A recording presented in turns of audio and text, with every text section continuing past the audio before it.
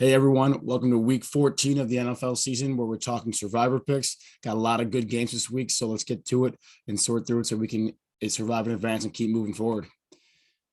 As always, we threw about 7 teams on here. A lot of games that are favored by more than a touchdown here, which is always good. We're leaving picking a game you can pick a team with confidence in for your survivor league. And the majority of the teams are at home too, which is always great. I think you can always have a little more confidence picking a team when they're playing in front of their home field and have that home field advantage. Taking a look at the schedule of the teams I've selected, the Broncos are the only one that I haven't circled a game for the rest of the season, mostly because they're playing close to playoff caliber football teams and as well as teams that are in the division, which always makes things a little bit scarier. You can see the Saints. I highlighted that game in Carolina in yellow.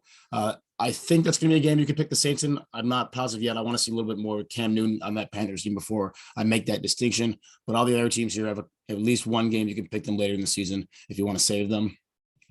The first team I want to talk about that you should think twice maybe about picking or look a little bit deeper before you pick them are the Saints. They're on the road. They're playing the Jets. The Jets are a pretty bad football team. Not a lot of positives on any spot on their roster. But the reason I'm proceeding with caution with the Saints is just their quarterback play. You saw Taysom Hill against the Cowboys on Thursday throw 4 interceptions. You're not winning many football games when you're losing the turnover battle and your quarterback's throwing the ball away 4 times a game. Granted, I wouldn't expect that every time from Taysom Hill, but it did show that, he's not a typical NFL quarterback. Yeah, he can run the ball great. He's a great dual threat, but this isn't a prototypical quarterback that you want throwing the ball 20, 30 times a game just because of his inaccuracies and just the way he plays quarterback. That being said, the Saints have a great defense. I think Zach Wilson and the Jets are going to struggle against that defense. I do think the Saints win this game, but with the worst quarterback of the teams in this list, in Taysom Hill, it's something to think twice about just because you never know if he's going to have another game where he turns the ball over many times and just totally shoots the Saints in the foot and blows their chances of a win. So something to be nervous about there, just the quarterback play for the Saints and their lack of depth at wide receiver and talent there, which isn't helping isn't doing Taysom Hill any favors there with his receivers dropping passes as well. Other team that I'm proceeding with caution with the Seahawks. I know they're favored by 7.5 here, playing the Texans, who look pretty brutal. But this is a Seahawks team that only has 4 wins, just getting their 4th win against the Niners in a gutsy divisional game where I'm not reading a ton in that win just because you see this all the time in the NFL where divisional opponents, they step up there, play a la the Lions against the Vikings this week or the Texans when they beat the Titans. You shouldn't be reading too much in divisional wins, especially when an underdog pulls something off at home like that. They're playing the Texans, who really weren't able to get too much going, weren't able to get anything going against the Colts and haven't really done much the last few weeks. I'm not too scared about Seattle here, but again, you've seen some really inept offensive plays from these guys with Russell Wilson and some woes they've had. They definitely look better against the 49ers, but that's a 1-game sample. You can't ignore the other 8 games they've lost this year and how bad they've looked in some games. Despite the fact that they're playing a pretty bad football team, the Texans, I don't like that they're on the road. As everyone knows, the 12th man in Seattle at that home stadium really gives them a big advantage. They don't have that here, and they're playing, some sort of uninspired football just because they're 4-8. They really have no playoff chance. This is uncharted territory for the Seahawks. We'll see how they bounce back from this terrible record they have. But just something to keep an eye on, just because that offense has had trouble here and there throughout the season. And this is a Seattle team with 4 wins total. How often are you picking a survivor entry this late in the season and you're relying on a team with 4 wins? Just something that doesn't seem to make too much sense. A little bit too risky for me. The best pick this week, despite being a divisional game, the Packers at home against the Bears. As Aaron Rodgers reminded everyone earlier this season at Soldier Field, he owns the Bears organization. He just loves beating up in the Bears and just really good at it, frankly. The Bears are one of the worst teams of football, in my opinion. They have 4 wins, but they're looking terrible lately. 2 of those wins are against the Lions, so really how much do we want to read into the Bears? And they were barely able to beat them both times. The Packers coming off a bye week too, just looking like unstoppable right now. Aaron Rodgers as well. Coming off a nice win against the Rams too. The Packers are looking really good. They're firing all cylinders. At the end of the day, it's Aaron Rodgers versus the Bears at home, favored by 12.5 points. I'm sure they're going to beat them by even more than that. There's not much explanation of this pick. If you still have the Packers, I implore you to take them this week. There is absolutely zero chance, no doubt in my mind, that Andy Dalton, who's thrown 4 interceptions, is not going to go into Green Bay in the frozen tundra and beat Aaron Rodgers. It's just not happening. You can sleep easy picking the Packers this week if you had them available, which I highly recommend. Best value pick are the Broncos. The reason why they're great values, you probably haven't considered taking the Broncos very many games this year. So a lot of you probably still have them in your back pocket to use. They're at home with the Lions. The Lions still are, despite the win against the Vikings, are a terrible football team without much going for them. They have an incredibly good secondary, or the Broncos have an incredibly good secondary that is not going to allow the Lions and Jared Goff to get anything in the air. The Lions have a poor run game due to the fact that the number one guy, DeAndre Swift, is out, and their only guys are backup Jamal Williams now. Lions, despite the win, again, I'm not reading into the one win this last week. I'm reading into the 10 losses in the one tie they've had this entire season. They're a terrible team. I would be shocked if the Broncos lost this game just because their defense is so strong.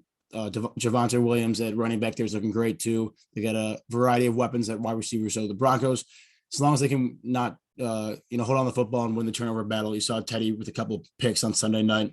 As long as he can stay away from that, the Broncos should be able to beat the Lions easy. So if you have them and you don't have the Packers, Titans, those are some.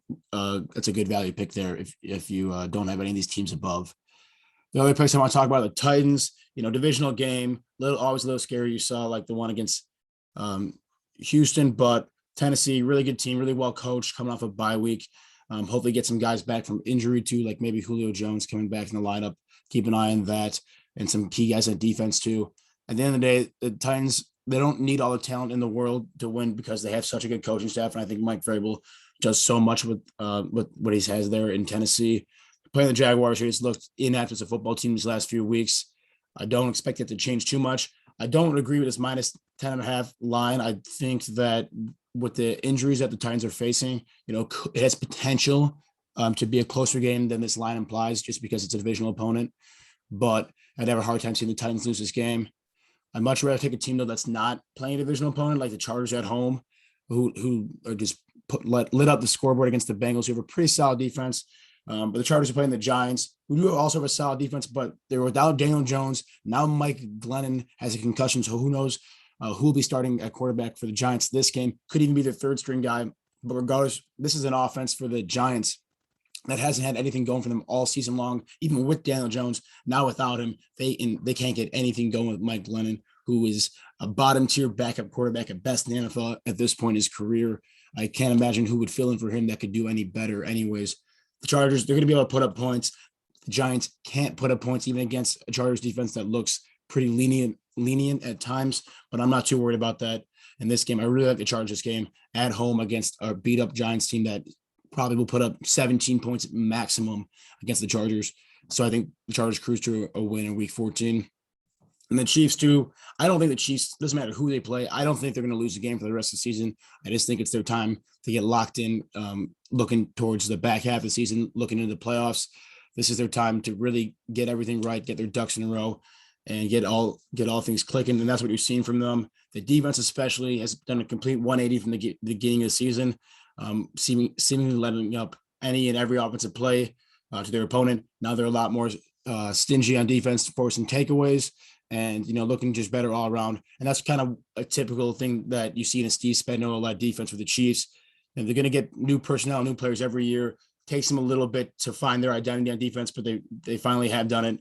It certainly helps when the offense starts clicking too, so you can kind of get up points, and that defense can fall back into just a pass first defense instead of trying to stop the run, which is not their forte. They're playing the Raiders, who have looked not great lately either, but I am a little concerned just because, again, divisional opponent, at least it's at home in Arrowhead. But with the way the Chiefs are playing football and the way they're looking, I'd have a hard time seeing them lose against the Raiders too. Again, taking a look at the schedule, everyone on this list, I think you can pick again later in the season, except Denver. So that's where the value really comes in. That being said, the Packers are by far the safest pick, in my opinion, this week, followed by the Chargers. So if you have one of those teams, Chargers, Broncos, Packers, I'd go with one of those. Stay away from the Saints and the Seahawks just because these are two teams that are on the road. These are sub 500 teams. These aren't great football teams. You don't know what to expect this late in the season. If you can avoid picking those kind of teams, it'd be great because you're 1 or 2 wins away from winning your Survivor League. Just a quick recap. Make sure you like and subscribe to this video if you enjoy the content, if it's helping you out at all. Let me know in the comment section what you think about my picks. Let me know if you got any questions about any of these games, especially as the week goes by and there are updates and injuries and things change. Let me know your questions. I can always give you my updated opinion when more information comes out. But regardless, best of luck picking your teams in week 14 of the NFL season. I hope this video helps. And again, if you can pick one of these teams, I love the Packers this week to win by 3 touchdowns plus against a really bad Bears team.